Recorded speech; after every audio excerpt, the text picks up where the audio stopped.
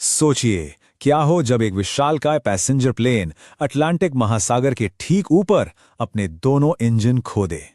आज हम एयर ट्रांजैट की उड़ान 236 की एक ऐसी ही अविश्वसनीय कहानी में उतरेंगे जो चमत्कार और इंसानी भूल की एक बहुत ही दिलचस्प मिसाल बन गई।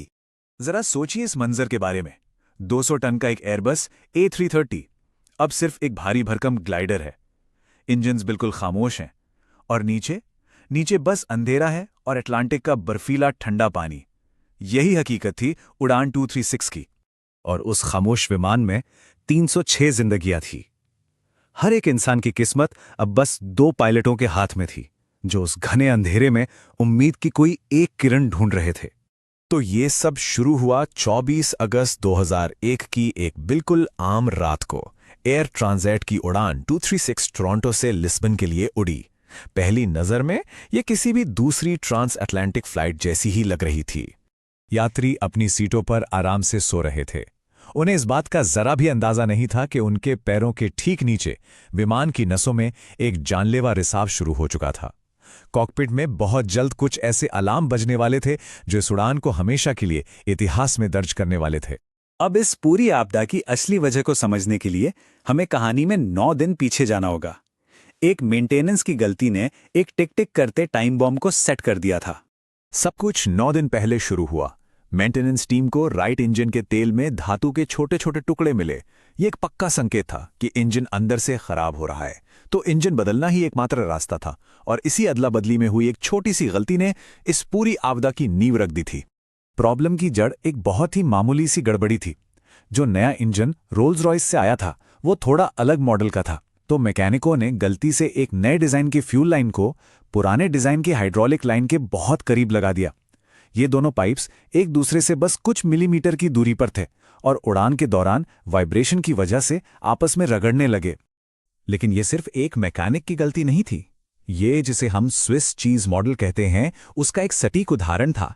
मतलब समय का दबाव, नेटवर्क खराब होने की वजह से सही मैनुअल का ना मिलना, और मजे की बात यह थी कि सही जानकारी वाली सीडी उसी बिल्डिंग में कहीं पड़ी थी।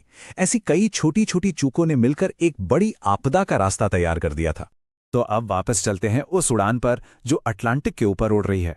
मेंटेनेंस की गलती ने तो आग लगा ही दी थी, लेकिन कॉकपिट में होने वाली एक और गलती उस पर पेट्रोल डालने वाली थी। सुबह के 5:33 कॉकपिट में पहली चेतावनी आई, फ्यूल इम्बैलेंस। इसका मतलब था कि एक पंख के टैंक में दूसरे के मुकाबले बहुत कम ईंधन था। पायलटों ने सोचा कि यह शायद किसी सेंसर की खराबी है, एक आम कंप्यूटर की गड़बड़। उन्हें इस बात का बिल्कुल भी अंदाजा नहीं था कि उनका विमान असल में कीमती ईंधन को समुद्र में बहा रहा था। और यहीं पर सबसे बड़ी गलती हुई। चेकलिस्ट को देखने के बजाय, जिसमें साफ साफ लिखा था कि ईंधन रिसाव की जांच करें, पायलटों ने अपनी याददाश्त पर भरोसा किया। उन्होंने क्रॉस फीड वाल्व खोल दिया। ये एक ऐसा स्विच है जो एक टैंक से दूसरे टैंक में फ्यूल भेजता है। वे सोच रहे थे कि वे ईंधन को बराबर कर रहे हैं, लेकिन असल में वे सही टैंक से ईंधन को सीधे लीक हो रहे इंजन की तरफ भेज रहे थे। उन्होंने अनजाने में ईंधन के नुकसान को और भी तेज कर दिया। और यहां इस कहानी का सबसे दुखद हिस्सा आता है। ठीक 4 साल पहले एक ऐसी ही घटना के बाद एविएशन अधिकारियों ने एयरबस विमानों में एक automatic fuel leak warning system लगाने की सिफारिश की थी, लेकिन उस सिफारिश पर तभी अमल ही नहीं हुआ। अगर वो सिस्टम इस विमान में होता तो शायद ये कहानी कभी बनती ही नहीं। अब वो पल आता है जिसका डर हर पायलट को होता है, जब एक के बाद एक दोनों इंजन खामोश हो जाते हैं और एक भारी भरकम विमान को सिर्फ हवा और अपनी सूझबूझ के सहारे नीचे लाना होता है।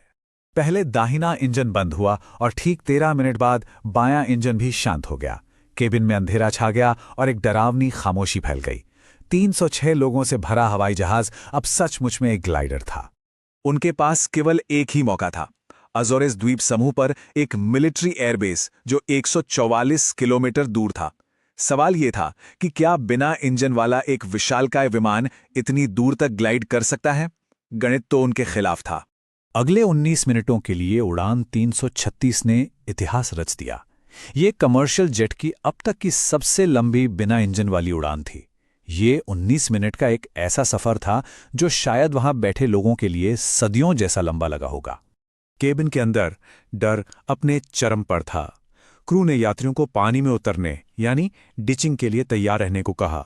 एक यात्री मार्गरेट मैकिनन ने बाद में बताया, मैंने तो मौत को स्वीकार कर लिया था। कई लोगों के लिए ये अंत की शुरुआत थी। पानी में लैंडिंग, जिसे डिचिंग भी कहते हैं, एविएशन की सबसे खतरनाक चीजों में से एक है। इसमें बचने की संभावना बहुत कम होती है, और वो भी रात के अंधेरे में अटलांटिक के बर्फीले पानी में। इसका मतलब था कि पायलटों को यह भी नहीं पता होता कि वो कितनी ऊंची लहरों से टकराने वाले हैं। ये लगभग एक आत्मघाती मिशन जैसा था। उस अंधेरे केबिन के अंदर के सीन की कल्पना कीजिए। लोग लाइफ जैकेट पहनने की कोशिश कर रहे थे, कुछ लोग प्रार्थना कर रहे थे, कुछ चीख रहे थे, क्योंकि विमान बिना किसी आवाज के एक अनजान भविष्य की ओर बढ़ता जा रहा था।